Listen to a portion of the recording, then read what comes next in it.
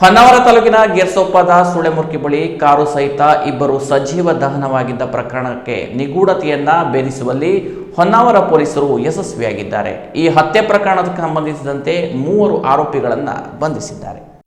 ಹೊನ್ನಾವರ ತಾಲೂಕಿನ ಗೇರಸೊಪ್ಪ ಸಮೀಪದ ಸುಳೆಮುರ್ಕಿ ಬಳಿ ಕಾರು ಸಹಿತ ಇಬ್ಬರು ಸಜೀವ ದಹನವಾಗಿದ್ದ ಪ್ರಕರಣದ ನಿಗೂಢ ಸುಳಿವನ್ನು ಭೇದಿಸುವಲ್ಲಿ ಹೊನ್ನಾವರ ಪೊಲೀಸರು ಯಶಸ್ವಿಯಾಗಿದ್ದಾರೆ. ಇದೊಂದು ಆಕಸ್ಮಿಕ ರಸ್ತೆ ಅಪಘಾತವಲ್ಲ, ಬದಲಾಗಿ ಹಣಕಾಸಿನ ವಿಚಾರಕ್ಕೆ ಯೋಜಿತವಾಗಿ ನಡೆಸಿದ ಭೀಕರ ಜೋಡಿ ಕೊಲೆ ಎಂಬ ಸತ್ಯ ತನಿಖೆಯಿಂದ ಬಯಲಾಗಿದೆ. ಶಿವಮೊಗ್ಗದಲ್ಲಿ ತಲೆಮರೆಸಿಕೊಂಡಿದ್ದ ಪ್ರಮುಖ ಆರೋಪಿ ಹಾಗೂ ಆತನ ಇಬ್ಬರು ಸಹಚರರನ್ನು ಪೊಲೀಸರು ಹೆಡೆಮುರಿ ಕಟ್ಟಿದ್ದಾರೆ.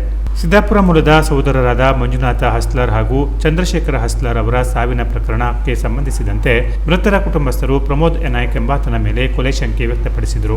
ಈ ದೂರಿನನ್ವಯ ತನಿಖೆ ಚುರುಕುಗೊಳಿಸಿದ ಪೊಲೀಸರು ಮರಣೋತ್ತರ ಸಮೀಕ್ಷಾ ವರದಿ ಹಾಗೂ ಸಾಕ್ಷ್ಯಾಧಾರಗಳನ್ನು ಕಲೆ ಹಾಕಿದಾಗ ಇದು ಕೊಲೆ ಎಂಬುದು ಖಚಿತವಾಗಿತ್ತು.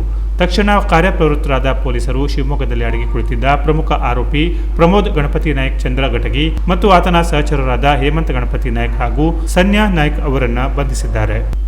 ಆರಂಭದಲ್ಲಿ ಸಹೋದರರು ಅಪಘಾತದಲ್ಲಿ ಸಾವನ್ನಪ್ಪಿದ್ದಾಗಿ ಹೊನ್ನಾವರ ಪೊಲೀಸರು ಅಪಘಾತ ಪ್ರಕರಣ ದಾಖಲಿಸಿಕೊಂಡಿದ್ದರು. ಆದರೆ ಘಟನೆ ನಡೆದು 15 ದಿನಗಳ ನಂತರ ಮೃತರ ಸಹೋದರ ಉಮೇಶ್ ನೀಡಿದ ಸ್ಫೋಟಕ ಹೇಳಿಕೆ ಪ್ರಕರಣಕ್ಕೆ ಹೊಸ ದಿಕ್ಕು ನೀಡಿತ್ತು. ಮೃತ ಚಂದ್ರಶೇಖರ ಮತ್ತು ಆರೋಪಿ ಪ್ರಮೋದ್ ನಡುವೆ ಹಣಕಾಸಿನ ವ್ಯವಹಾರವಿತ್ತು. ಘಟನೆ ನಡೆದ ದಿನದಂದು ಜನವರಿ 6 ಮೃತರನ್ನು ಆರೋಪಿ ಪ್ರಮೋದ್ ತನ್ನ ಕಾರಿನಲ್ಲಿ ಕರೆದೊಯ್ದಿದ್ದನ್ನು ಸಾಕ್ಷಿಗಳು ನೋಡಿದ್ದರು. ಆದರೆ ಘಟನೆ ನಡೆದಾಗಿನಿಂದ ಪ್ರಮೋದ್ ನಾಪತ್ತೆಯಾಗಿದ್ದು ಆತನ ಮೊಬೈಲ್ ಕೂಡ ಸ್ವಿಚ್ ಆಫ್ ಆಗಿದೆ. ಇದು ಸಂಶಯಕ್ಕೆ ಎಡೆಮಾಡಿಕೊಟ್ಟಿತ್ತು. ಘಟನೆಗೂ ಮುನ್ನ ಆರೋಪಿ ಪ್ರಮೋದ್ ಮಾವಿನಗುಂಡಿ ಕ್ರಾಸ್ ಬಳಿಯ ಬಂಕ್ನಲ್ಲಿ ಬಾಟಲಿಯಲ್ಲಿ ಪೆಟ್ರೋಲ್ ಖರೀದಿಸಿದ್ದನ್ನು ಹಾಗೂ ಘಟನೆಯ ನಂತರ ಕಾರ್ಗಲ್ ಬಳಿ ಆತನ ಕೈಕಾಲಿಗೆ ಸುಟ್ಟ ಗಾಯಗಳಾಗಿರುವುದನ್ನು ಸಾಕ್ಷಿಗಳು ಕಂಡಿದ್ದಾರೆ ಎಂದು ದೂರಿನಲ್ಲಿ ಉಲ್ಲೇಖಿಸಲಾಗಿತ್ತು. Canara plus news Honnavar.